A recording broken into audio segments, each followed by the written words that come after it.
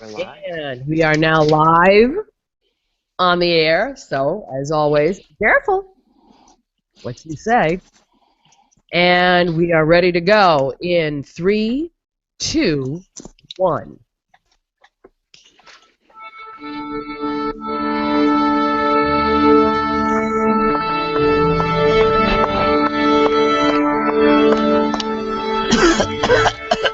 Hello? Are you ready? Then we'll begin. We waved our palms, and Jesus has entered Jerusalem. Holy Week has begun. So let's see what's been said and what we've also heard that shouldn't have been said. This is Monday Morning Catholic, episode number 65.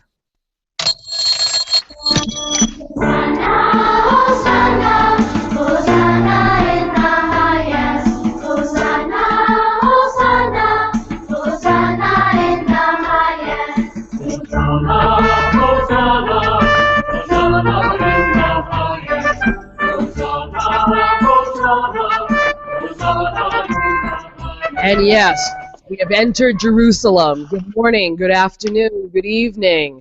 I'm your host and moderator, Joanne Mercier, and welcome to another edition of Monday Morning Catholic. We're still a little tired from the weekend, but guess what? We're all here. Yay!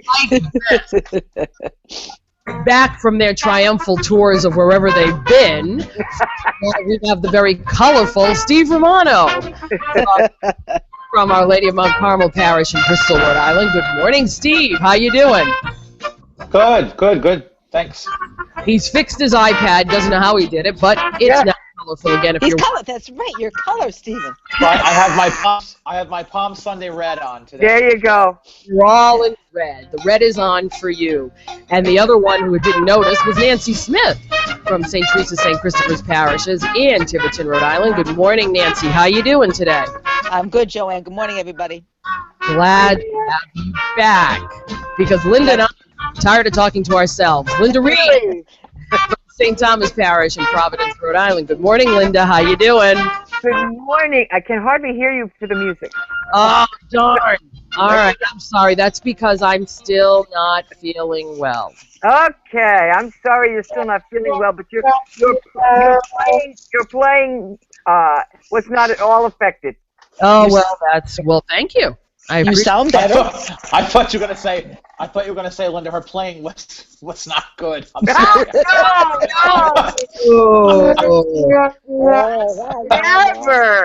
Never. Everybody enjoyed it, having the synthesizer with the various sounds there. Everybody loved it. See, when you have to be a one-man band in a different way, Stephen, it's a little bit, I was a trumpet, a flute, a cello, an organ, a piano, and a synthesizer. I think it's great. You might as well, if you've got the sound, you might as well use them, right? So. Yeah. Yeah, and because there are two guitarists and there's a lot heavier accompaniment, it's easy for me to get in and out with this stuff. The only problem, I was saying it to your son, Linda, was the only problem is every one of those sounds does not have the same volume when you turn it on. Yeah. So I'm constantly, looking for the lever. Like, no, down, no, up. Can't. And then because I'm sitting in the middle of everybody, they sing so loudly, I sometimes can't hear yourself. Who's crawling behind you? I know, he tried so hard. we see you. I don't know that yet. This has been an interesting... I don't see you crack up this badly, Joe. It's been a while. Linda, you know what he's doing? He's looking for the buffet. She can't talk. She can't talk. It's been a very long while since I've seen you. Happy Holy Week. We're all so tired, we're all delirious. That's what it is. It's true. It's true. She's still not able I to just talk. loved it. All of a sudden, you see this person crawling in the background. Couldn't plan that better if I tried. Goodness gracious. For those of you who only listen to this podcast, my poor husband, and it's tax season, folks. You have to understand. We use the same office in our house for both of us, and he needed to come and get some of his paperwork. He didn't want to be seen on camera. Little does he know, the camera tilts downward Yeah. at me, and he decided to crawl. And when he started crawling, I went, no. And then I tried to shift, and that didn't work. And I was just losing it. So I apologize for that. Oh, that was funny. That's funny. Sometimes. Right there. So, Friends in low places. yes, definitely. And it's my husband. So That was funny. if, I love the man, but like no concept of the video audio thing at all. Hey, it's okay. Gave But- us something to laugh about. We could use that. And hopefully I won't cough so much now because I laughed up enough. Good. But I was saying that this thing lasted me all week. I was in bed half the week. Ah. So, and all I keep hearing is from my lovely husband is, honey, we're just getting old. It takes us longer. Older, not old. No, Older. I didn't hear the dir. I heard, Ah. so it was like, okay, fine. So, what can I tell you? This is who we are and what we are right now. And now that we've had that lovely little diversion, Yeah. how was your Palm Sundays, everybody? Because everybody was in a Palm Sunday. We all had mega masses. Who had the most in the masses? I had 2.5. You had 2.5. Okay. How do you get a half? I had 3. You had 3.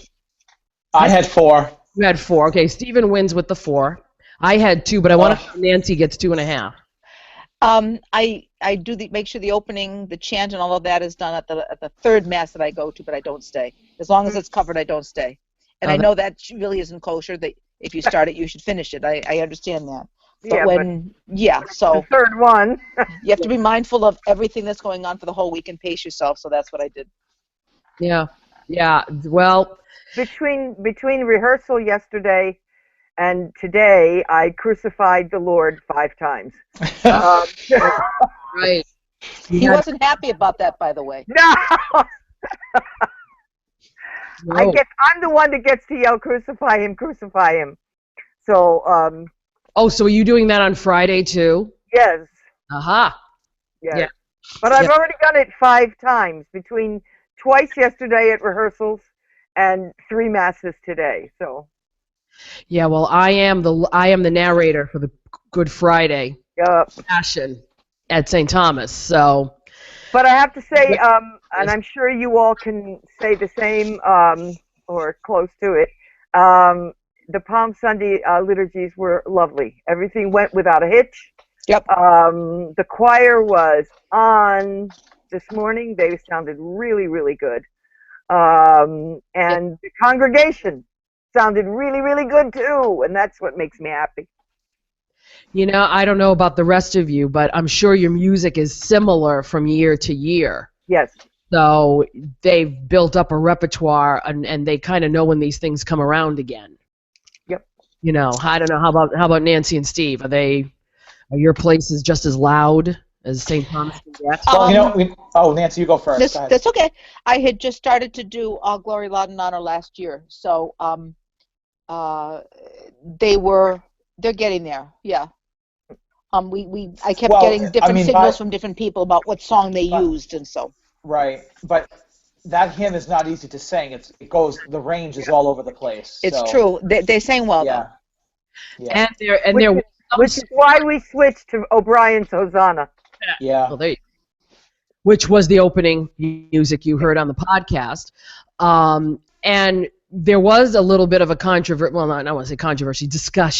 on Facebook this week about how to do All Glory, Laud, and Honor. I saw that. And what camp are we all in? Because I end I don't do on the high note. Okay. We ended. It ended for us naturally at the end of the third verse. Yeah, and I end on the verse as well. It sounded fine. It ended naturally there, so that's where we ended. Right. Yeah, I don't know why they make it refrain and verses. It's a strange It's one of those strange phenomena hymns. It could just be an editing piece for the hymn book. Yeah, but it's interesting because when you have a hymn that's flipped the other way, I know. 5 verses, and then you have maybe one verse that's repeated all the time. The one that's coming to mind is, Lord, you give the Great Commission. You know, that you always have that last line that ends every verse. Why is that okay? You don't go back up. You know, I think that... Yeah. Yep. I think, Pearlie, my thing is, it's just an aesthetic thing for me. I'd rather end on the higher B flat than everyone in the basement on the low B flat. So. And in my ear, at the end of the verse sounded fine, and there was no double line at the end of the refrain, if you will. Right. No double bar, so it sounded perfect to me. So. And then it brings up the age-old phenomena. Why do we repeat the last 2 stanzas of Holy God, we praise thy name every single time when it's not written that way? I can't be worried about that right now. That doesn't come up in Holy Week. Not part of your worries right now. Okay. Nope. Not on my radar. And to add to that, Joanne, why in Holy God we praise thy name, some people do the 8th notes and other people don't. Yes. Exactly. Because it's a I think I know the answer to. I think it's a French. Those are French alliterations. Mm-hmm. So in French parishes, I always heard them do the stuff. In other parishes, I heard them do it straight. Right. So I have a feeling that might be the French influence on that piece. I could be wrong, and usually I am. So what the heck? Anyway. But as Linda said, we don't have time for that. We don't have time to be wrong at this point. We don't have time for a Holy God, we praise thy name. It doesn't come up during Holy Week. So, if you are new to this podcast, and I've heard that our friends, the Catholics next door, love you, Greg and Jennifer. Thank you very much. Thank you. Thank you. Yes, the whole panel is thanking you for giving us a shout-out last week on your lovely and wonderful podcast. So if you're new folks coming over from the Catholics next door, welcome. We are just as crazy here. They are. We do not butcher the language like they don't butcher it either, but they make up words sometimes, which they also have their children show up in the podcast. So I guess Kevin showing up today was okay. Yeah, there you go. But what we do here is we do some serious things here, and we try to take a look every week at the previous weekend's liturgy to make some sense out of it, because sometimes you just go home and shake your head and go, really? I didn't understand any of that. And especially a ritual like Palm Sunday where there's a gospel in the beginning that no one understands, like, what? Did I just walk in late? But once a year we do that. So we're going to take a look at all these things, and we're also going to look at different things in the church too, like ritual or church music or technology or Catholics in the news, whatever we feel like we've got time for, and we don't have time for a lot today because we're moving right along.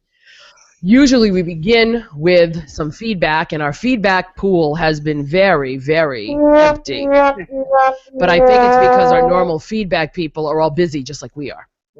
So, okay, fine, we'll give you a hall pass on this. So we will move right into our premiere section, which is why we started this darn thing in the first place. You hear what I hear. Do you hear what I hear for Palm Sunday of the Lord's Passion? Could that title get any longer? Now, finally, after 3 weeks, we're hearing all the same readings again, and those two get out of doing 2 sets of readings. Yeah. We were beating feet the last couple of weeks trying to figure out 2 different sets of readings, but now we're back to everybody's hearing the exact same thing. Thank you, Jesus. But of course, homilies or no homilies You know, this is one of those times where sometimes less is more. So let's take a look back at what we did here yesterday morning, and that would be either Mark 11 or John 12 for the entrance into Jerusalem. I think we heard Mark 11. Yeah. Yeah, I think we heard the Mark version. I know some people choose the John version because it's real short. But hey, it's, you know, but it's just your basic entrance into Jerusalem, finding the donkey, you know, getting all this together. And it's interesting because that will go into a little bit more of the ritual when we get to the next segment. But so we start with a gospel because we're setting up what's going to happen for the ritual. Isaiah 50, of course, the suffering from the suffering servant section. Say that 3 times fast. The Lord God has given me a well-trained tongue. Lectors get a little nervous around that one, especially on Palm Sunday or any time during Holy Week. But it's, again, you know, we're looking at the suffering servant and who he really is. You know, the Jews had a vision of who their Messiah should be, but Isaiah is trying to give them a clue as to who he's really going to be. Psalm 22 is the appointed psalm for the day. My God, why have you abandoned me? I know we use Marty Haugen's version. What do you two use? I use the version from RNA, Respond and Acclaim. Same. Respond and Acclaimers. It's either, I think it's Rory Cooney that has a nice one out too. I used that a couple of times. It's a very nice piece. I think it's Rory Cooney's. But there are quite a few 22s. Yeah.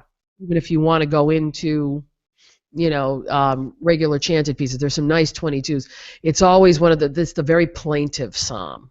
And which is why I have stuck with Marty's setting. Yes, I like his setting. It's nice. Because it's very plaintive sounding. Yeah, it is, and that's what you're looking for there. Because you've had this big entrance, and then now everything's coming down. Yeah. Philippians 22 too. Philippians 2, duh. It's a canticle. I always want to sing this reading when it comes up. Because it really is. Because we sing it during evening prayer. Exactly. And it's, of course, my favorite, at the name of Jesus, every knee shall bend on the heaven and the earth. That's another one of my favorites. Done well, it's a very powerful reading. Mm-hmm. And then Mark 14, which was the Passion account. How many of you did full, long form, all masses? Me. Good. I used to belong to churches where the early show was, let's do the short form. Yeah, we did it all. Pilate said to Jesus. Yeah. You know, or Jesus said to Pilate, whatever. But you know you're in for a long haul when they're starting with the Simon the leper's house and the woman with the alabaster jar. Yes. You know you're in for a long haul. And, you know, I did not see anybody really, people will sit down when they need to. When they need to, yeah. And yes, the rubric is to stand, and I do agree with some folks who ask them to sit if they know their congregation is a little bit on the elderly side. We had the EMTs had to come in at St. Christopher's this morning because somebody decided she needed to stand and the body was No. Yeah. I was just going to ask, did we hear head on wood? I don't know if she bit the dust, but they needed to call the EMTs in. Yesterday morning's funeral, we started 15 minutes late because a gentleman came in the back door and collapsed in the vestibule. So we had to wait for the rescue to come, and then we started the funeral. It was cremains. Oh wow! Yeah. And it was all quiet in Bristol. We didn't have any no health emergencies. No health emergency. Good.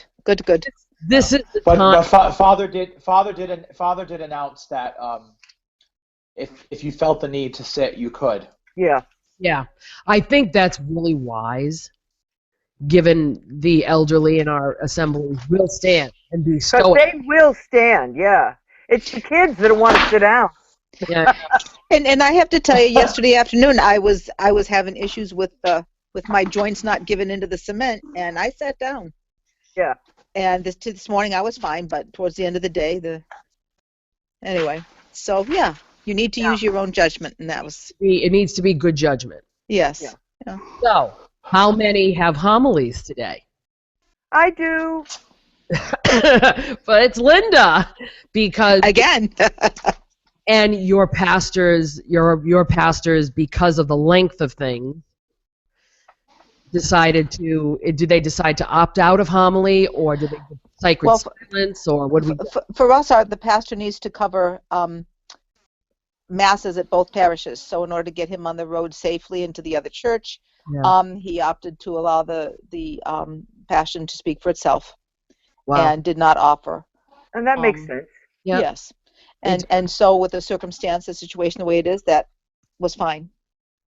Yep. And Steve, same issue. We had no. Well, we had.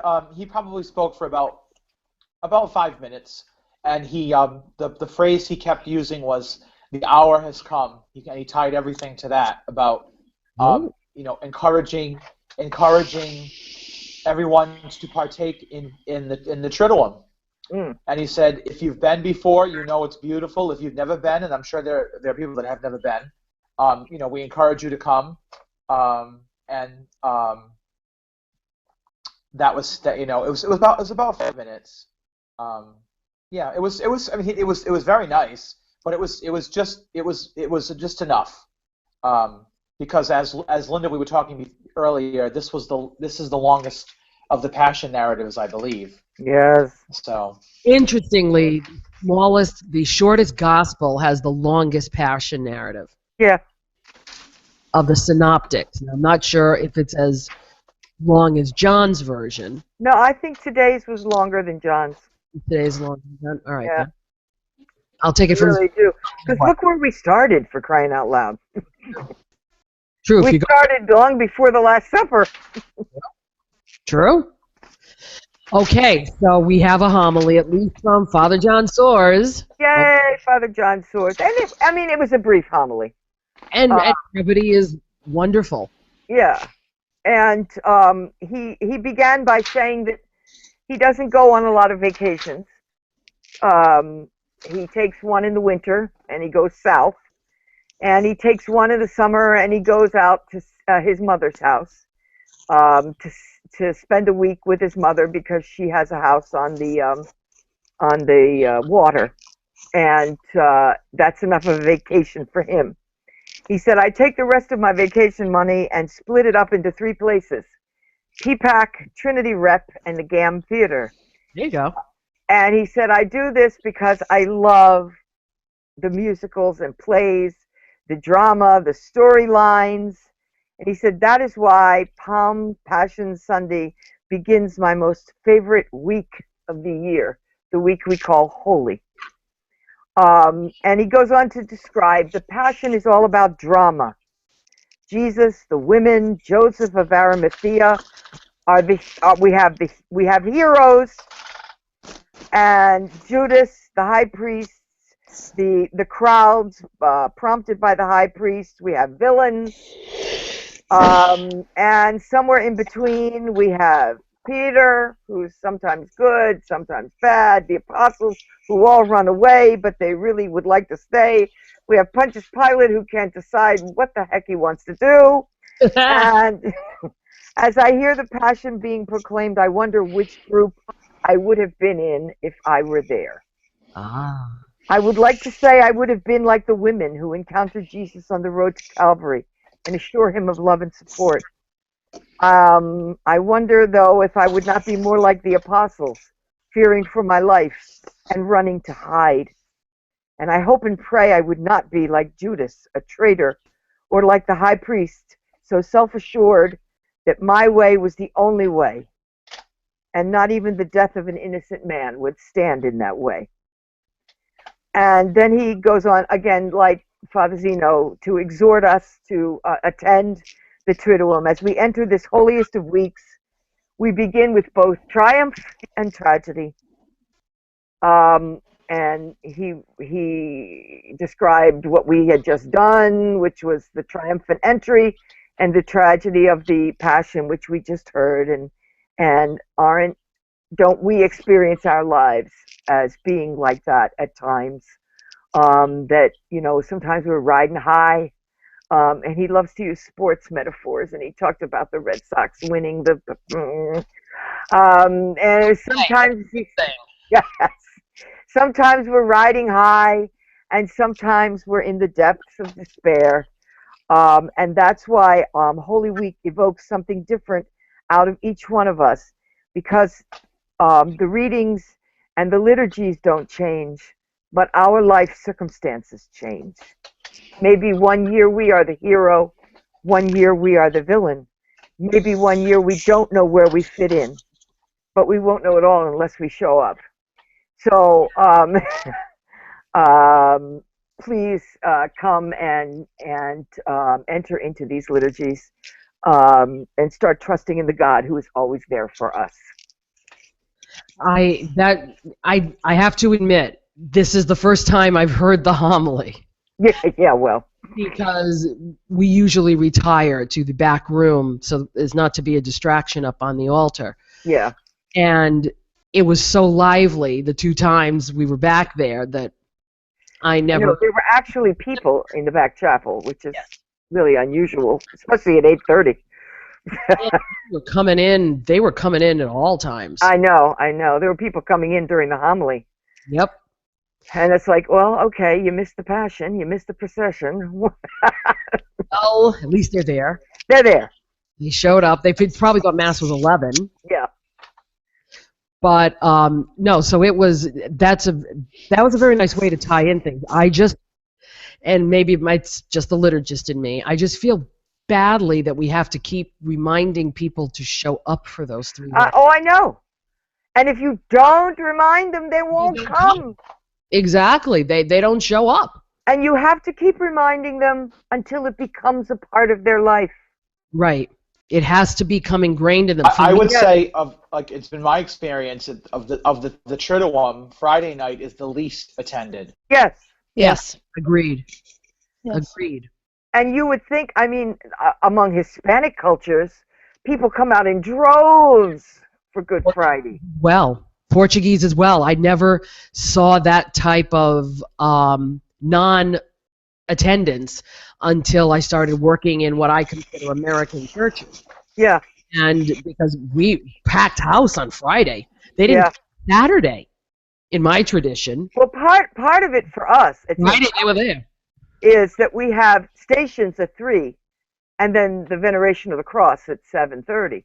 And the veneration, the Passion veneration is supposed to be at 3. Yeah, well, we don't have it at 3. Right. We have it at night. So Yes, I think most churches do.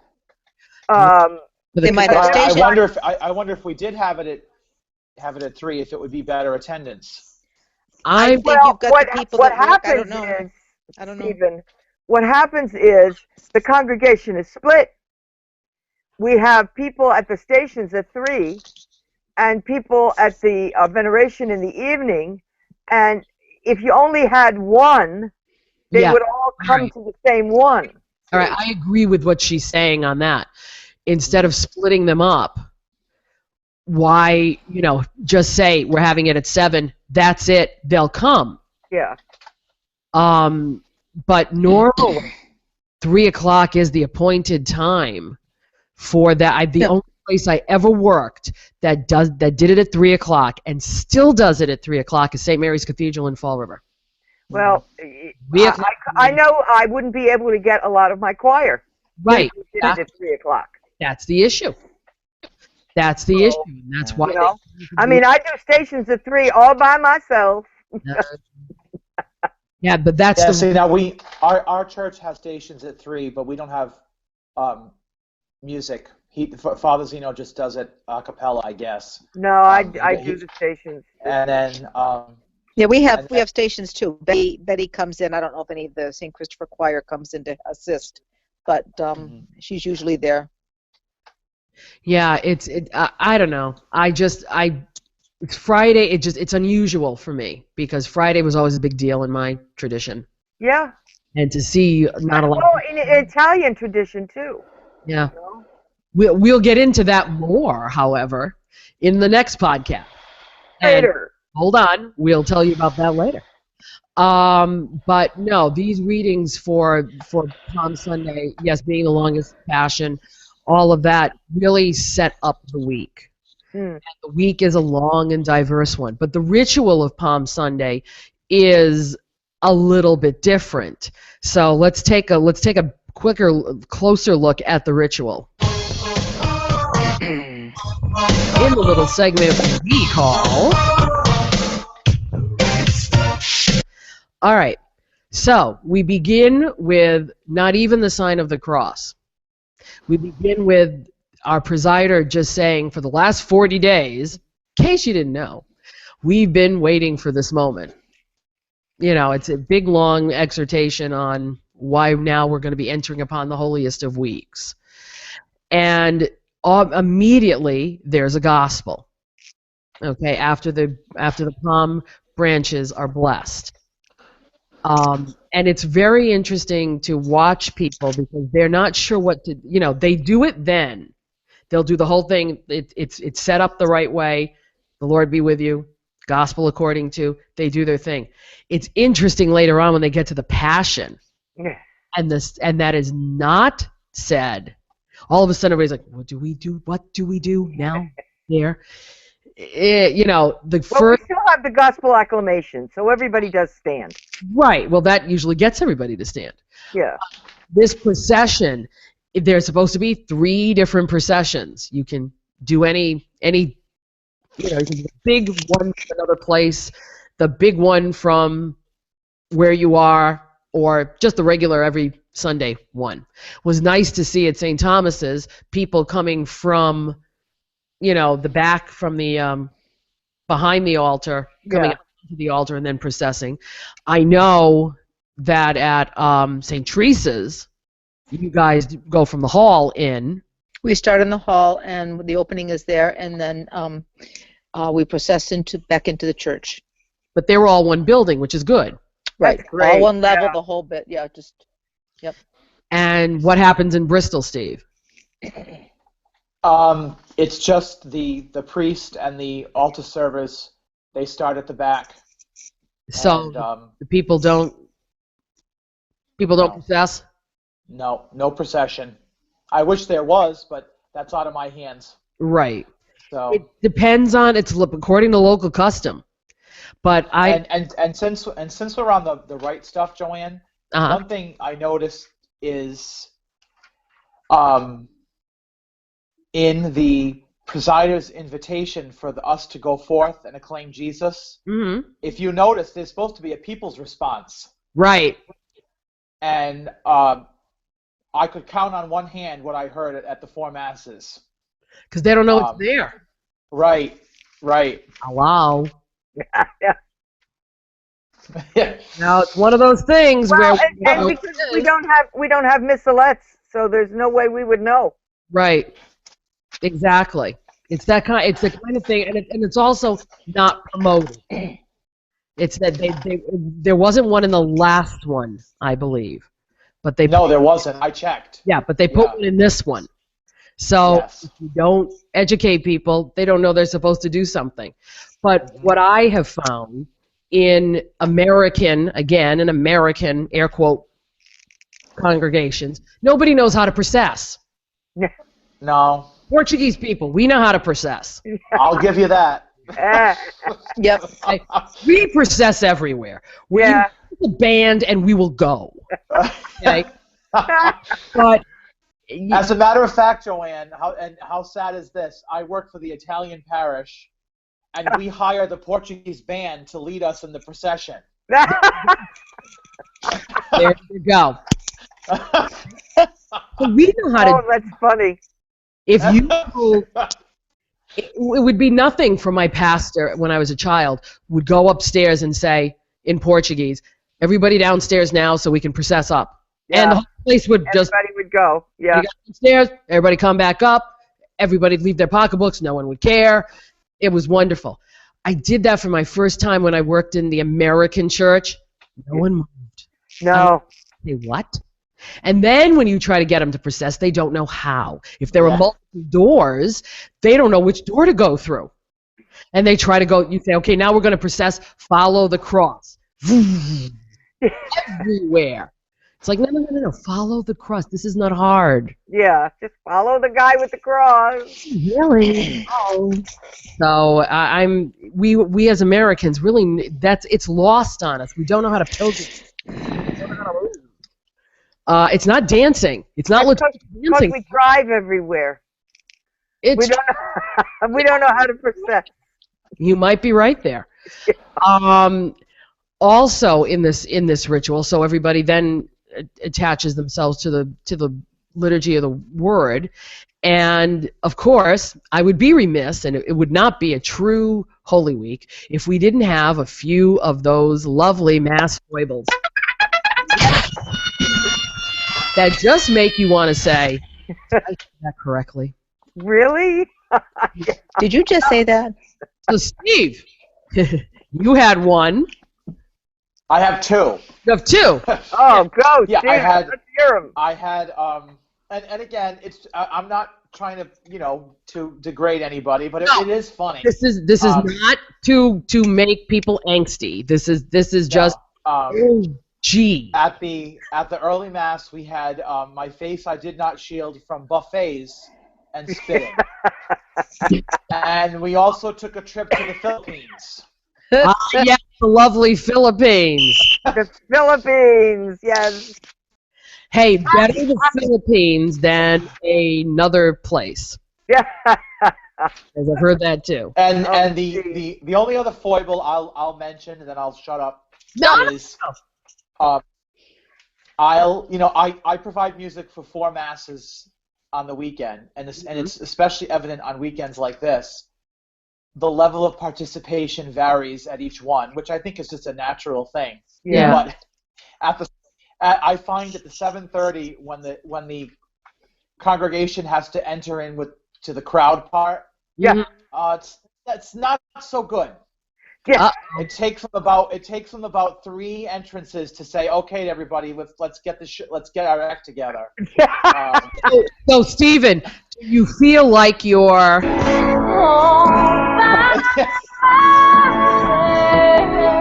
like, are you screaming out, crucify him by yourself? Is that what happens? No, well, I mean, I participate. I don't say it into the microphone.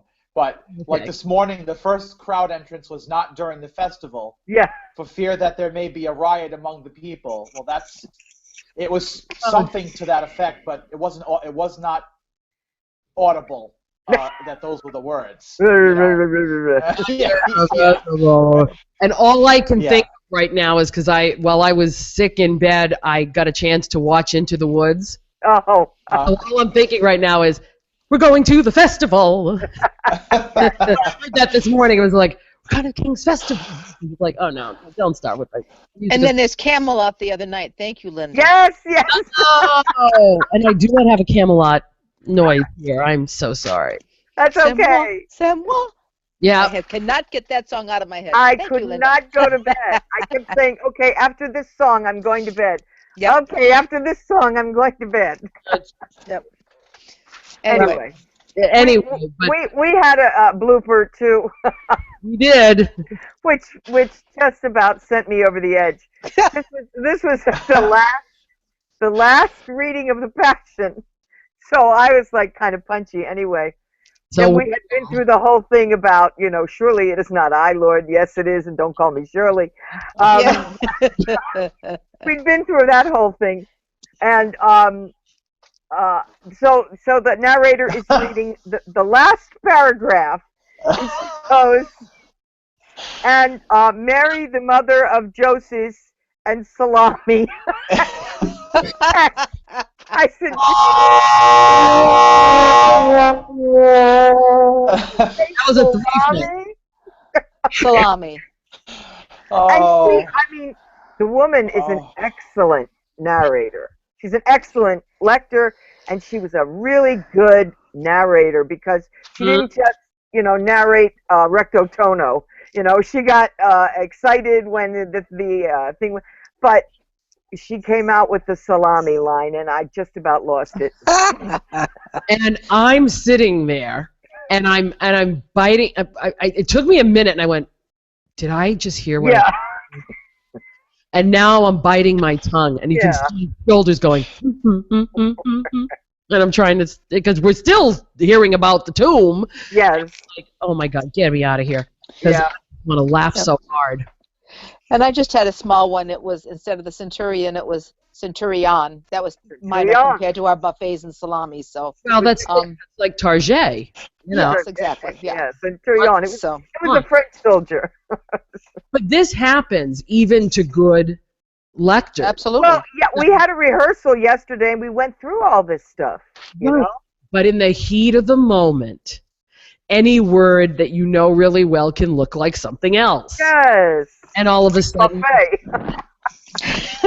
buffet. And you know, and being an Italian, that salami can always save the day. Yeah, yes. There you go. Oh. So please, folks, we are not poking fun at. We are. Absolutely No, not. it can happen to anybody. It can happen. I think it agree. I Singers. think you all agree. It happens to us too. Yes, Absolutely. Yeah. it can happen to singers. Yeah. Yeah, and don't think I'm not aware of this going into Friday. Yeah. Looking at things like revolutionary and Yeah. consequently and Annas. Yeah. And Caiaphas. And I get to be the crowd. We don't have missalettes. Yeah. So The crowd. I get to be the crowd. And we have the World Library readings of the Passion divided up into parts. And I get to be the crowd. So I've crucified the Lord 5 times this weekend. And it's Very good at ha ha yes. So I hope I made up for it with the music. No issues there. But please, if anything, pray for your lectors this week. Yes. They will be uttering words that they don't normally see, Really. or only see once a year, or trying to phrase things a certain way, because it's a daunting task to take on that kind of stuff, and it makes. I'll bet you there were people laughing or giggling out there when they heard these. Yeah. Salami. Buffet. Yeah. Buffet. I like the buffet one. Yeah. Yeah. And I gotta tell you, this morning I could have gone for a nice buffet. Yeah. There, So, there you go. This is a good point right now to let you know that next week's podcast is definitely going to be recorded early, because I wouldn't dare ask these people or myself to show up. Remember the song you played a few minutes ago for Linda? Yeah. You'd be all by yourself. You'll be all by yourself. Yes.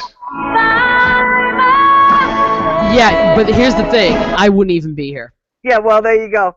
There you go. So we are going to pre-record this week coming at some point in time, and we are going to be looking at the Triduum in sort of like in retrospect, because all of us, this is not our first Triduum, and we've done this for a while, and there have been some Triduums that have deeply touched us, and there have been some Triduums we would like to forget. So I think this is a good time for us to bring out some of that real humanness, because we, all of us walk this way, not just as church professionals, but as Christians. So I wanted to bring, sort of bring that up to the fore. So that will be in place of our normal take a look at the Easter readings type of thing. Maybe some year we will actually feel like doing it on Easter, but I can't say that's going to happen yet. Be Especially safe. since I'm cooking. So. Yeah, truly. That will come out. It will either come out it'll come out either sometime during the weekend or at the regular Monday morning place. I just haven't decided. Depends on what it sounds like. It may be longer than usual. Maybe not. So just be ready for that. Let's take one more ritual thing in this section, and while we're on the rituals of Holy Week, Our friend Dr. Jerry Gallipo over at gottasinggottapray.blogspot.com was taking a look at how the Roman, how the Roman Missal, especially for these liturgies, the new translation is, he's pretty much kept quiet about how he feels about it, and finally he decided to let people know.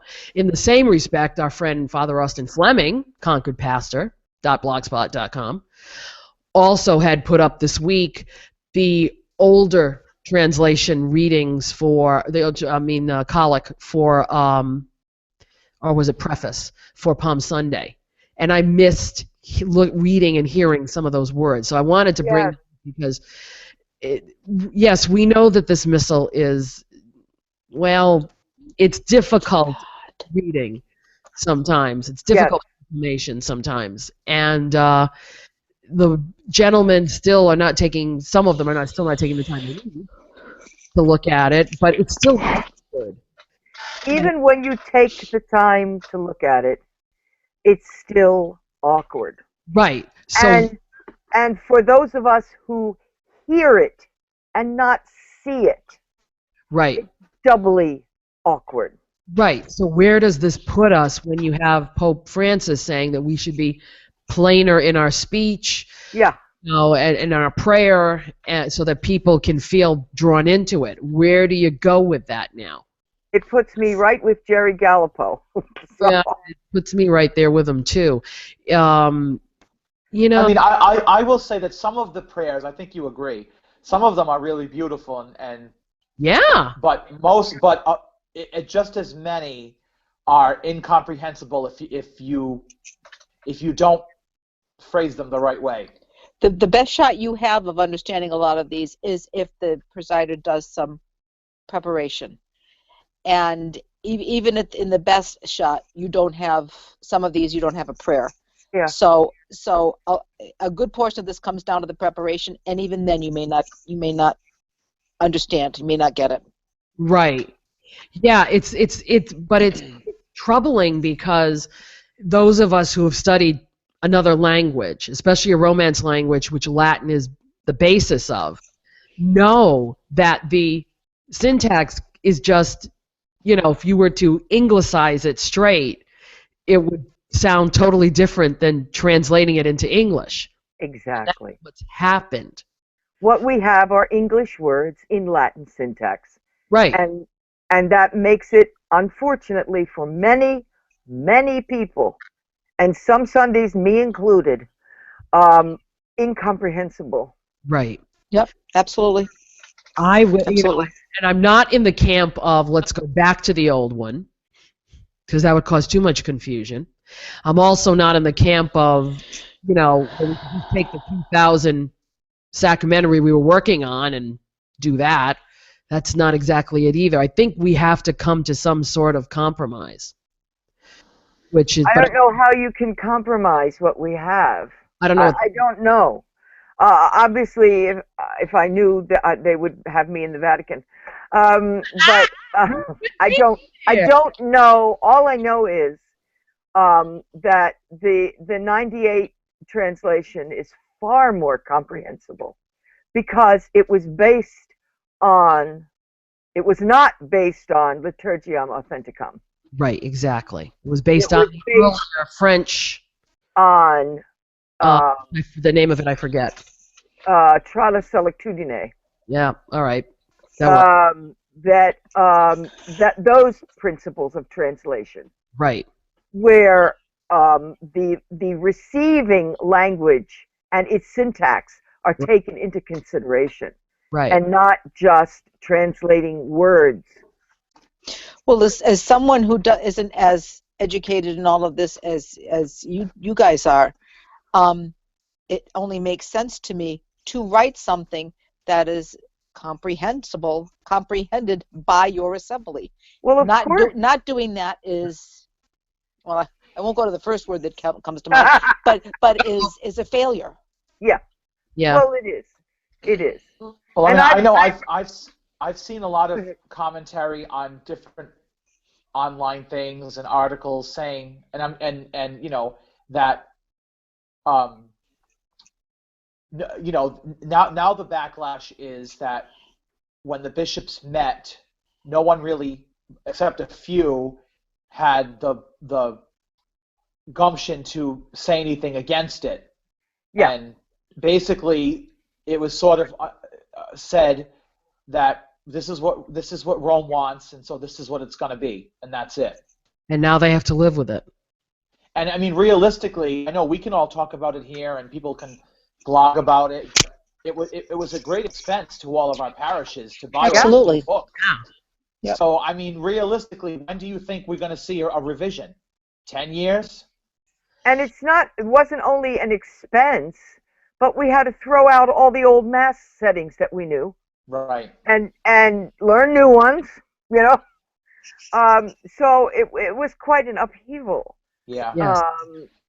But I think what needs to happen is somewhere down the road, it needs to be retranslated into English vernacular, not English words. Right. Yep. But I could make a case to keep some of the parts we have now. I mean, and with your spirit is fine with me. I don't have... I'm not talking necessarily about the people's parts. No, I'm not either. We could probably make the creed a little more comprehensible. Yeah, it's I'm talking about the Eucharistic prayers, yes. the collects, Mm-hmm. the things that the poor priests have to grapple with to try and make understandable. If you're just going to do English words in Latin syntax, then you may as well just turn around and put your back to the people, because they don't understand what you're saying anyway. Yeah. It's tough. And, you know, I felt like Jerry did when he described, you know, he was going around and he's an editor. Yes. And the company sells this book, and he's gone out and educated people, and we had our education part. We did it. We did it. Tell it to people, you know, and tried to make the best of it. But the more I read those collects, the more I said to myself, these poor guys. Yeah. Some of these are just downright. You know, I can't find the noun in the sentence. Yeah. You know, And what is it referring to? What is the verb referring to this? Is it referring to that? Is right. there anything in that collect that it is referring to? Right. That makes sense, yeah. Right. It's probably why I've always had a problem with languages. It's too many clauses. Too many clauses? Too many clauses. I mean, and that's normative in Latin, Yeah, I was doing but it's not normative in English. right. Exactly. Well, if you want to read the whole sad truth about that, it's Go see Gotta Sing, Gotta Pray. gottasinggottapray.blogspot.com. He's always interesting. He is. We will save the other stuff for another week. But I do want to... do we have anything else? Yeah, we've got one here. Can you hear me now? Our technology and evangelization section, known as... Can you hear me now? And this is a great time of year, especially on Facebook, if you're Facebook, Twitter people, that you're going to see all kinds of videos come up.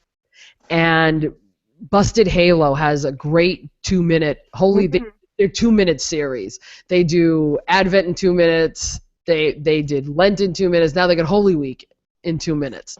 So these are things that, along with the Share Jesus project that we've been doing all through Lent, that you can just kind of plop up on your Facebook page, and maybe somebody who might need to hear or see something like that will, you know, you've planted a seed. They're not hard to find. There was one from Out of the Box. That's the only one I did not share because I felt it was a little, it's a great little movie. It's a 5-minute movie on Palm Sunday. Mm. Of course, you got the two brothers are hitting each set over the head with palms, but then it goes into a very, very deep. They're doing the Passion, and one brother says, "I'll give you $1 if you yell out, 'Crucify him louder than me.'" Oh. And when they do that, all of a sudden the other brother is sort of transported back to the actual you know, mob scene and the whole 9 yards. I thought that was a little scary for people. Ah. Or and it you know, I'm just one of the. That's just me.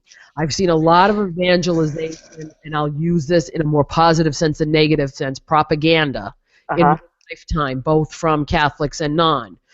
And I tend to shy away from a little more of the nightmarish, the stuff that'll give you nightmares type stuff. And that one, you know, because we have looked at that. We have looked at that for, I think, Generations of Faithfulness, and I didn't want to tell it. You've got to be an adult and really, you know, have a good sense of your spirituality, and it's great. But again, these other things like the Busted Halo stuff, the Palm Sunday Share Jesus on what to do for Holy Week, that was a good one as well. These are things that you want to do something for the new evangelization, stick it up. You know, put it up on Pinterest, put it up on your Facebook page, or, you know, in Twitter or wherever, and somebody else may, you know, get something from it. This is what the little things we can do, because people say, what can I do in the new evangelization? Well, if you're on Facebook all day. I've been sharing Father Barron's things. Yep. On Facebook. Father Barron. I've been doing Share Jesus. I have other friends who are doing Dynamic Catholics Best Ever. You know, there have been a lot of things, and it doesn't stop with Easter. These things come up a lot during the year. So please, you know, take advantage when you see these things to pass them on. Just don't read them and say, gee, that was fun. Pass them on. Yeah. No, it only takes a spark. Yeah, it's true. We all know that song. Let's all hold hands and no. Forget it. No. Well, that was Palm Sunday. The good, the bad, and the crawling along the floor. Yeah. Wow. I still can't believe that one. That was cute, though, I have to say. Yeah, it was. We want you all to be involved in our show, our little podcast here, because we don't like to do this by ourselves.